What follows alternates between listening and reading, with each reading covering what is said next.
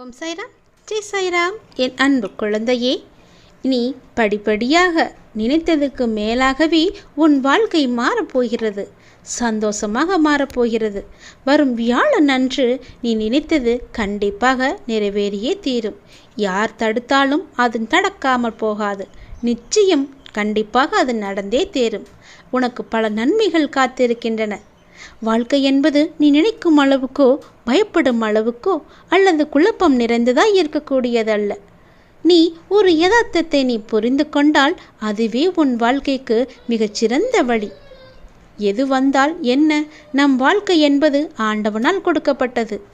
எதுவும் இங்கு நிரந்தரமல்ல. கஷ்டங்களோ சந்தோஷங்களோ எல்லாமே ஒரு நாள் வந்த வழி எதுவோ அதே வழியில் திரும்பத்தான் செய்யும்.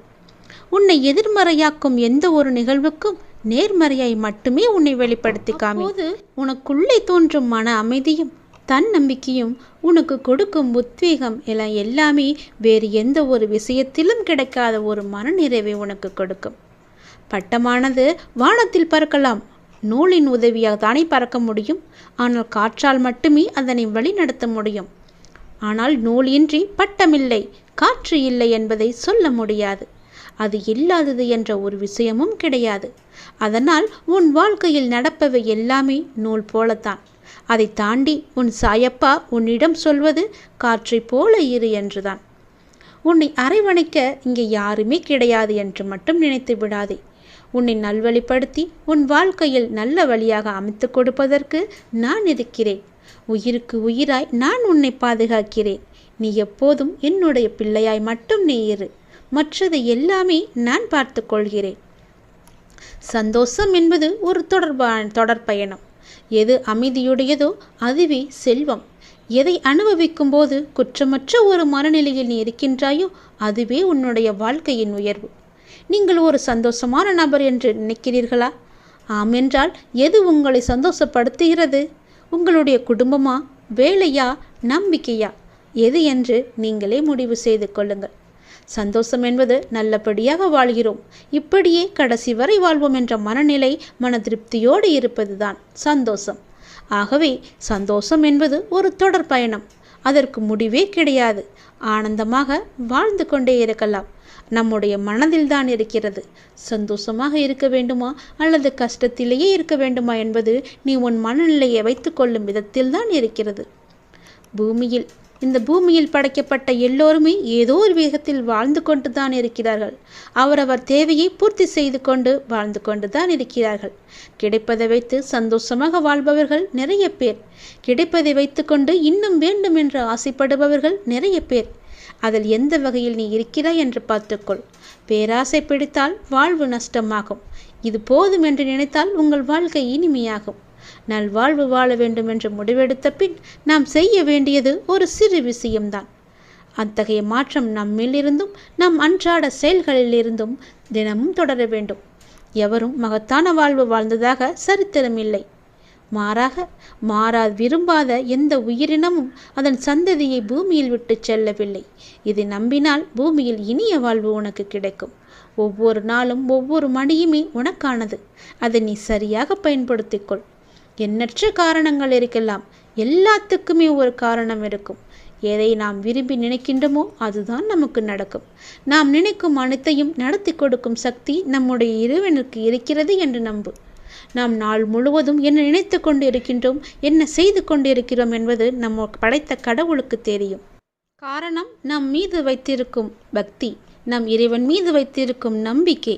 நாம் விரும்பிய அனைத்தையும் நம் கண் முன்னே கொண்டு வந்து வைக்கும் ஒரு விசுவாசமுள்ள சக்திதான் நம்முடைய இறைவன். நாம் விரும்பியதை அடைய ஒரே வழி நம் எண்ணங்களை சீர் செய்வதுதான். அந்த எண்ணங்களுக்கு உருவம் கொடுப்பதுதான். ஏனென்றால் நம் ஆழ் மனதிற்கு வார்த்தைகள் தெரியாது. நல்லது எது கெட்டது எது என்று பிரித்து பார்க்க தெரியாது. எண்ணத்தை வலிமைப்படுத்துவதுதான் நம்மை அவசியப்படுத்த ஒரே வழி. ஓர் எண்ணத்தை மனதில் விதைத்து அதை அனுதினமும் நினைத்து அந்த எண்ணத்தை நாம் ஐம்புலன்களாலும் உணர்ந்து வாழ்ந்தால் அந்த எண்ணமே வண்ணமாகும். உன் வாழ்க்கையில் நினைத்தது நடக்கும். பொறுமையை கையாண்டு கொள். நம்பிக்கையோடு வைத்துக்கொள்.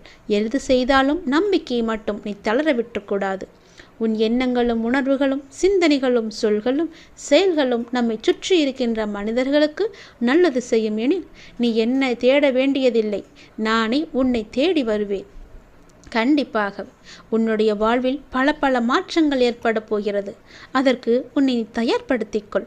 எப்போது என் மீது முழுவதுமாக பாரங்களை சுமத்தி உண்மையான பக்தியை செலுத்தி விட்டாயோ அப்போதே உன் மீது பக்தி செலுத்த நான் ஆரம்பித்து விட்டேன்.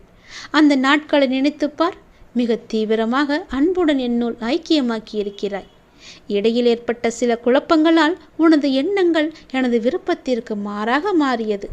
இதனால் கட்டுப்பாட்டை இழந்து ஓடிய வண்டியைப் போல நீ நடந்து கொண்டாய்.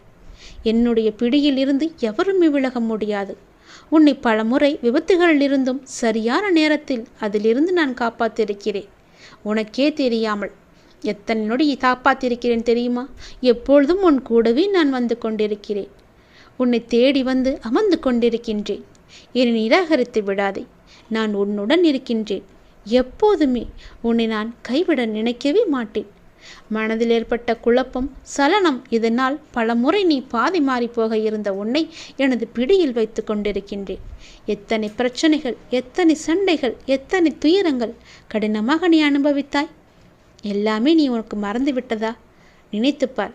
அப்பொழுதெல்லாம் யார் வந்து உன்னை காப்பாற்றினார் என்று. ஒரு முடிவே இல்லாமல், கடிவாளம் இல்லாமல் அத்தனையும் உன்னை தொடர்ந்து கொண்டே இருந்தது. உன்னை வழிநடத்தி அழைத்து சென்று கொண்டு வந்தேன். அப்படியே உனது பிள்ளைகளை நான் வழி நடத்துவேன். கவலையே படாதே. எத்தனை ஜென்மம் எடுத்தாலும் நான் உனக்கு துணையாக இருப்பேன். நானும் உன்னை விட்டு போக மாட்டேன். உன்னை விட்டு நானும் செல்ல மாட்டேன். என்னை விட்டு நீயும் போக மாட்டாய். இதுவரை நீ கடந்து வந்த பாதையை எல்லாவற்றையுமே நீ மறந்துவிடு. கசப்பை மறந்துவிட்டு இனிப்பை மட்டுமே உனக்குள்ளே வைத்துக்கொள். உனது எண்ணங்களை, தலையெழுத்தை மாற்றியமைத்து பல வருடங்கள் ஆகிறது. அப்படி இருக்கும்போது ஏன் பழசை பற்றியே நினைத்து கொண்டிருக்கிறாய்? இதுவரை செய்த பாவங்களையும் மன்னித்து உனக்கு புது வழியை நான் காட்டப் போகின்றேன். நோயற்ற வாழ்வை நான் உனக்கு வழங்கப் போகின்றேன். விரைவாகவே ஒரு நல்ல செய்தி உனது செவிகளில் வந்து சேரப்போகிறது. முழு கவனத்தையும் என் மீது திருப்பு. இப்போது செய்யும் பணியிலிருந்து ஒரு நாளும் விடுபட நினைக்காதே. இப்போது செய்யும் பணியே உனக்கு நிரந்தர பணி. அதுவே உனக்கு வருமானம் தரும் பணி. அந்த பணியை விட்டு விலகிவிடாதே. 1 2 2 3 பல மடங்காக உனக்கு பல லாபங்கள் வரப்போகிறது. நீ நினைத்தது நிச்சயமாகவே நடக்கும். உன்னுடைய வாழ்க்கையில் நீ உயரத்தை எட்ட வேண்டும் என்ற எண்ணத்தோடு நீ செயல்பட்டு கொண்டிருக்கிறாய் அல்லவா? கண்டிப்பாக அது நடக்கும். அந்த உயரத்தை நீ தொடுவதற்கான காலம், நேரம் எல்லாமே கூடி வந்துவிட்டது. அதற்கான வாய்ப்பும் உன்னை தேடி வந்து கொண்டிருக்கிறது. நிச்சயமாகவே அது உன் கண்ணில் படும். அந்த வாய்ப்பை நீ பயன்படுத்திக்கொள். உன்னை நினைத்து பார்க்க முடியாத அளவிற்கு உயரத்தில் வைக்கப் போகிறேன். உயர்த்தி பார்க்கப் போகிறேன். நம்பிக்கையோடு இரு. பொறுமைதானே எல்லாமே. எல்லாவற்றிற்குமே ஒரே மருந்து பொறுமை. நீ பொறுமையாக இரு. நான் இருக்கிறேன் நிழலாக. உனக்காக எங்குமே எப்போதுமே நான் இருப்பேன். உலகில் வாழும் உயிர்களுக்கு தேவையான அடிப்படை குணம் என்பது நிதானம்தான். உன்னுள் நிதானம் நிறையவே இருக்கிறது. நம்மில் எத்தனை பேருக்கு நிதானம் இருக்கிறது? நிதானம் என்பது குணத்தோடு தொடர்புடையது அல்லவா? ஆனால் அந்த குணம் என்று நாம் எதை சொல்கிறோம்? குணம் என்பது இயல்பாக இருப்பது. இயல்பாக இருப்பதற்கு பெயர்தான் குணம். அதில் நல்லதோ கெட்டதோ அது நம்மை வந்து சேர்கிறது. வாழ்வில் நிதானம் என்பது மிகவும் முக்கியம். நிதானத்தோடு ஒரு செயலை செய்கின்ற போது அந்த செயலை அற்புதமான வகையில் நம்மால் செய்ய முடிகிறது. ஒரு காட்டுப்பூனையாக இருந்தாலும் சரி, ஒரு மரமாக இருந்தாலும் சரி, நிதானம் என்பது மிகவும் முக்கியம். வேகமாக ஓடும் சிறுத்தைக்கு ஒரு கட்டத்திற்கு மேல் உடல் அதிக சூடாகிவிடும். அப்படி சூடாகும்போது அந்த நொடியோ வேட்டையை நிறுத்தும். நிதானம் சிறுத்தைக்கு இருக்கிறது. தன் உடலை நிர்வகிக்க அந்த சிறுத்தைக்கு தேர்ந்திருக்கிறது. நம்மிடம் அந்த நிதானம் இருக்கிறதா என்பதை நீ உறுதிப்படுத்திக்கொள்.